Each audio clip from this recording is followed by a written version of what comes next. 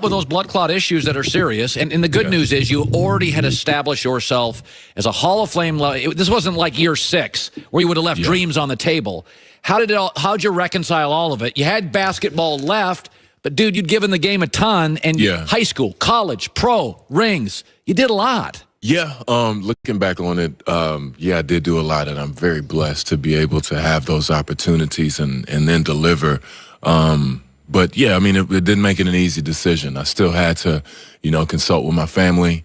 I had to be upfront and honest about myself, just, remembering that it's hard, the decision to make. And I wanted to play more basketball, as, quite frankly, that's what I wanted to do. Yeah. I've given my life to it, and there were still things, being selfish that I wanted to accomplish in the league, Yeah, but it should be noted, when you were 9 years old, if somebody would have said you're going to be the best high school player in Texas, you're going to be a Final Four guy, you're going to be 2 rings. If they had a stacked, didn't get the Final Four.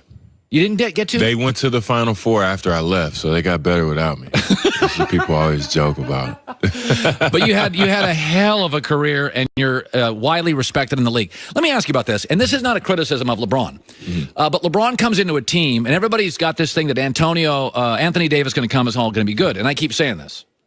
LeBron has always been good playing with shooters, but I saw Kevin Love.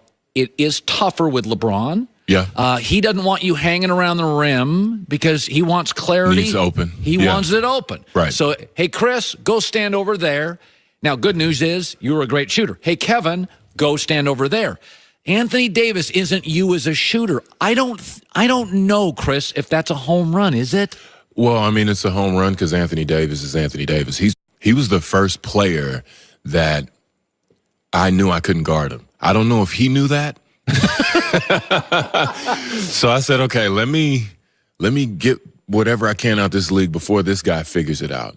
He's a great player. He's a phenomenal talent. With talent like that, you figure it out. And that's kind of, always been, I guess, my philosophy in moving into things. You can worry about it later. Does he need shooters? Does he not need shooters? Does he need to change his game as he gets older? I don't know, but he's pretty good, and he's pretty good. If they're on a team, they'll figure it out. Well, D-Wade and LeBron, if you look at their games, were never a perfect fit. Yeah. They were almost – LeBron was a bigger D-Wade, which is I'm going to attack the basket. Right. They work to a large degree. D-Wade probably plays bigger than any 6'4" guy ever. 100%. And LeBron can be a point guard at 6'9.5", so he can shrink if he wants to. So to your point, talent's talent. Could I offer this, though? And this is the way it is. If I had a great singing voice, I'm the late Whitney Houston. Yeah. You're my singing coach. Mm-hmm. There are times I'm actually tougher to coach. 100%. Okay. Of course.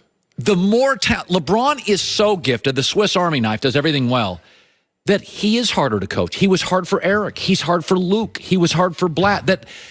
There's a stress that LeBron creates on the coaching staff. What do you do if you have a biblical talent? I mean, that's if you can answer that, I think they'll give you a coaching job tomorrow. That's just one of the things. I mean, Mike, Jordan, Kobe Bryant, Shaquille O'Neal, these were once-in-a-generational talents, and what was the verdict on their coachability? Throughout a career, they're always going to be, rumblings that they're difficult. That's just, what it takes to be a great player. And being a great player, you have to push yourself. You've got to push people. And to be quite frank, nobody likes to be pushed all the time. You know what I mean? So if you're not agreeing with something and there's some sort of tension, it's going to be tension sometimes. You know what I mean? That's just a part of team sports. I've said before, I think the Miami teams are the smartest teams in league history. Incredibly high functioning. Udonis Haslem, Battier, Wade, LeBron, Ray Allen. It's the smartest team ever assembled. I don't think it's the most gifted. You didn't have a ton of size. No. The bench was inconsistent. Mario Chalmers drove me crazy. but it's the highest functioning team cerebrally in my life. And I do believe that LeBron works better with veterans because talented people don't want to be mentors. They want you to figure it out.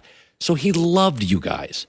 Is it fair to say that Los Angeles, with some quirky one-year deals and kids, it may not be a perfect DNA fit for him. Look, it's the first year.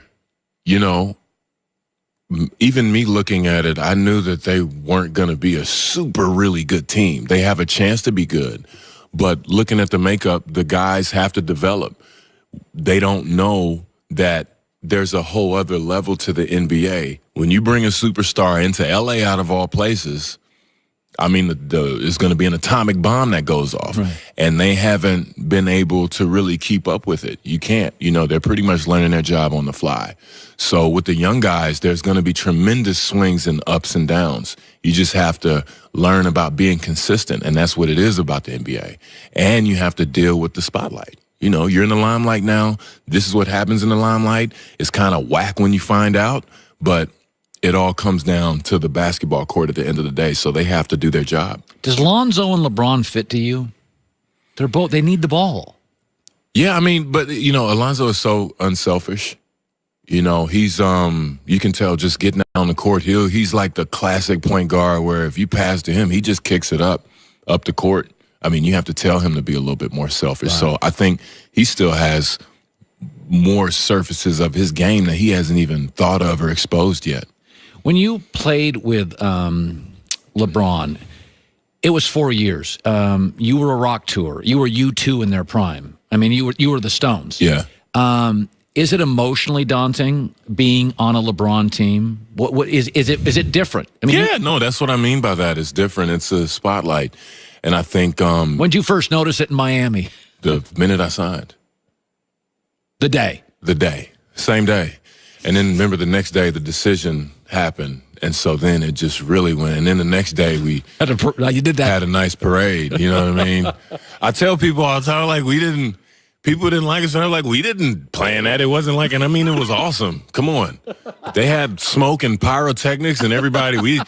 It was 20,000 people with no basketball game going on. It was like the playoffs. It was crazy, right? Yeah, I had a great time. Everybody there had a great time. Everybody on the outside looking in, not so much. But listen, Joyce spent time in Miami. I love Miami. And I can remember going to games there.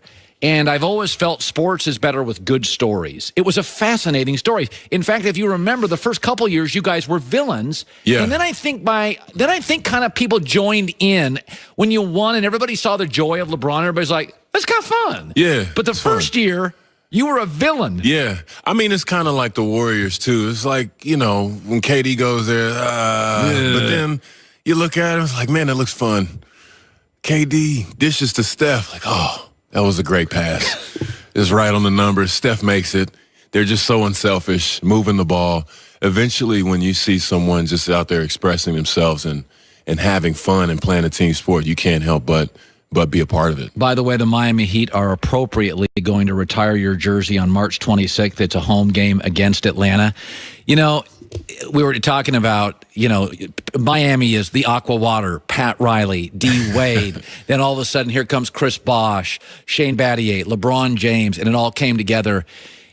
Tell me something about the NBA that fans listening, I say this all the time, Chris, is that everybody wants to say you guys make a bunch of money. And I say, can you imagine if tomorrow my company traded me to the Bravo network? Right. And I got to move my family. Right. Like, take my audience a little insight. I know everybody looks at NBA players as rich, but this league does wear you out. I watch LeBron sometimes, and I can sense through body language, he's been doing this, Chris, for 16 years. For sure.